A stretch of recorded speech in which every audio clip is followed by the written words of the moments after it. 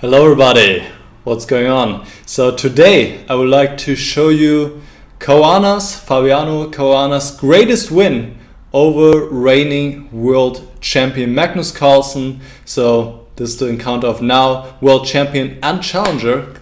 Caruana is going to challenge Magnus Carlsen in the fall 2018 for the world championship title, and I want to take a look at one of the encounters from the Sinquefield Cup 2014. It was round number 3. Carlsen with the white pieces played against Fabiano Caruana, and yes, that was this phenomenal tournament for Caruana, where he started with 7 wins in a row against the absolute world elite, then followed up with 7 draws and had a performance over 3000 ELO. Before we begin, let me read out to you the comment of the day.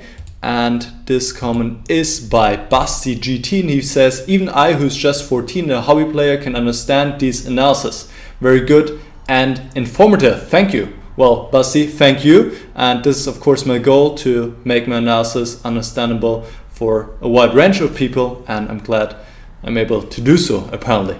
Alright, now let's get to the game.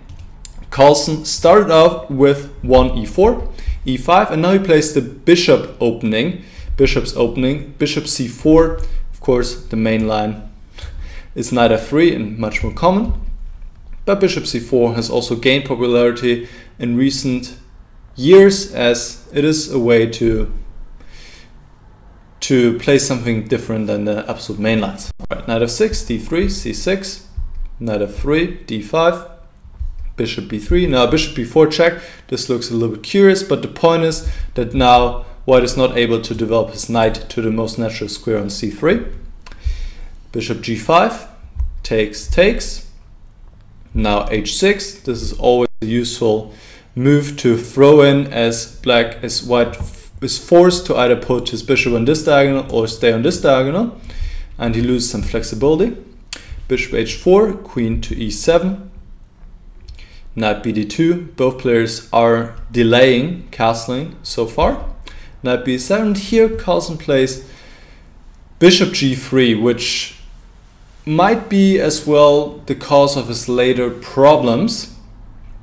He can castle here, or maybe play queen e2 and just keep this pin going for now. But after bishop g3, at some point black will go knight h5, pick up this bishop, and usually this is something black likes to do in these structures to get the bishop pair. The bishop is also not that well placed on g3 to begin with. So bishop c7, now castle, knight h5, and here Carlsen plays another inaccuracy, and then his position already becomes difficult. He goes h3. He should maybe play bishop back to h4, or maybe just play a move like a4 to gain some space here, so that he's able to take back on g3 with the pawn, on the h pawn. Because of the h3, knight takes g3, his pawn structure here is really troublesome, as this pawns are doubled, this pawn is isolated, cannot be protected by another pawn. Yes, the f-file is open for the rook, but this is not enough compensation for the damaged pawn structure. Now knight c5, natural move, preparing to develop the bishop, and yes, Carlsen was planning on this. He played bishop takes f7, which is his best try, but nonetheless black will be on top after complications are over. If he, for example, goes bishop c2 here, black can play, for example, a5, and he's just in a wonderful position here with the bishop pair and the better pawn structure. So bishop takes f7, king takes, knight takes e5 check. King has to move, as it is a double check by rook and knight. So when it's a double check by 2 pieces, always the king to move. King g8 and knight g6. That was the plan by Carlsen to go for this rook.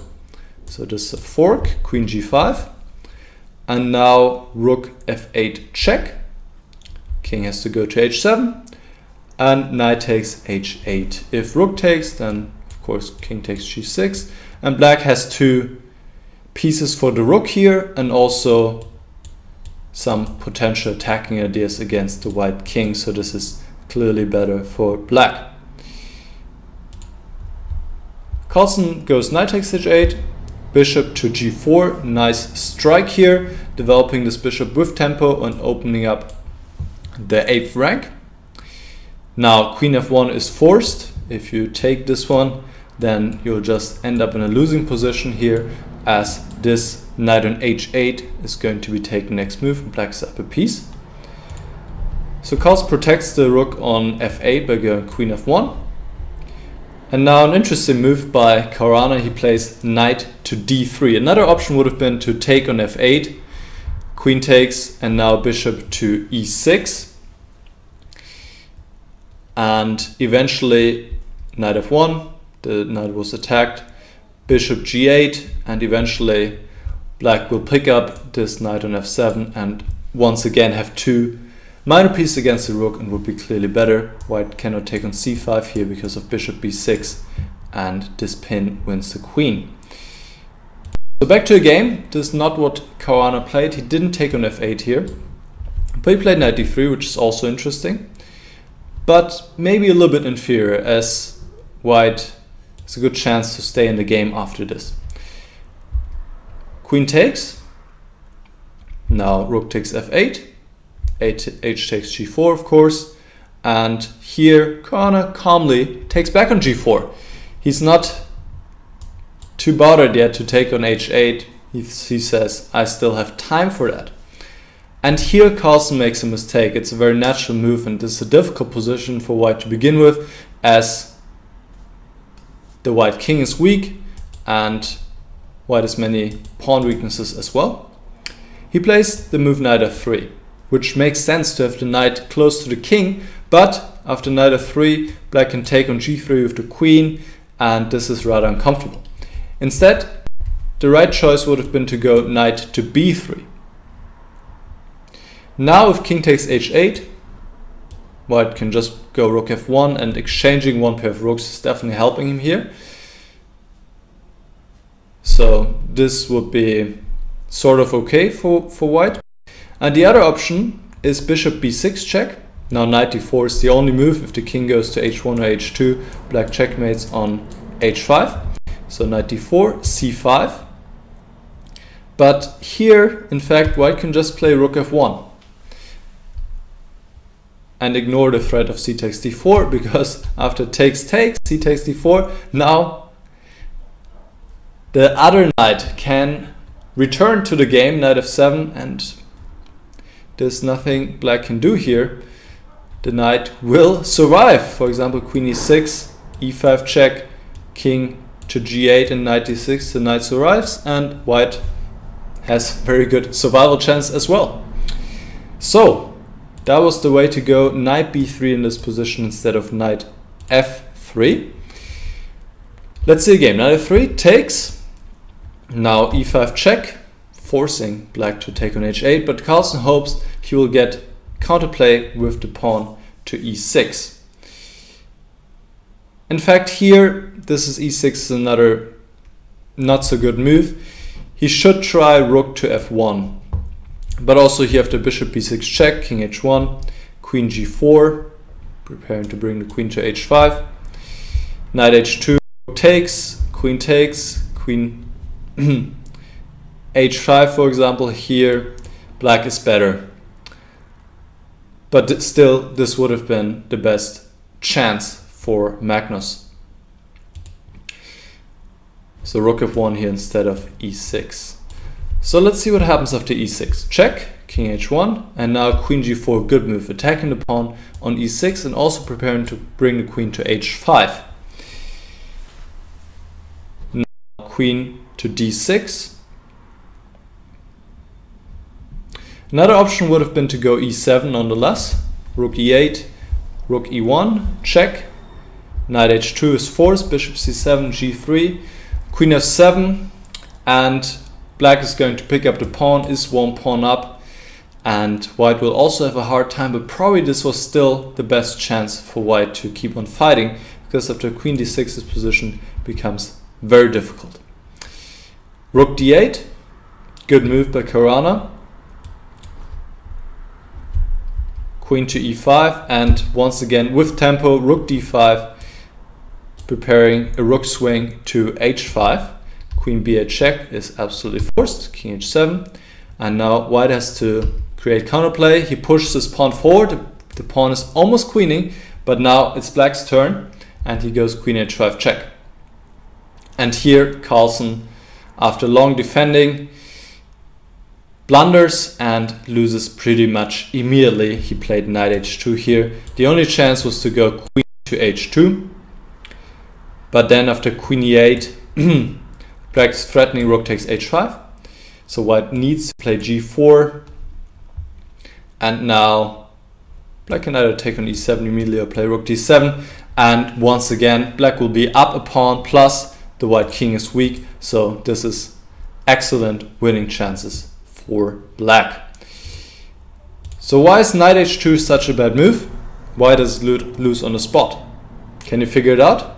So pause the video right now, black to move, what to do. Your exercise for the day. Alright, so just give a bunch of checks and you win pretty much. So rook d1 has to be taken, the knight has to move to d1, queen takes, king h2, but here, well, you still have to figure out what to do now, but actually there are many ways. But the most simplest is what Caruana played, just queen g1 check. And here Carlsen resigned, because after king h3, black just plays queen e3 check and picks up the pawn on e7 and is up a full piece plus another pawn. So this is completely resignable.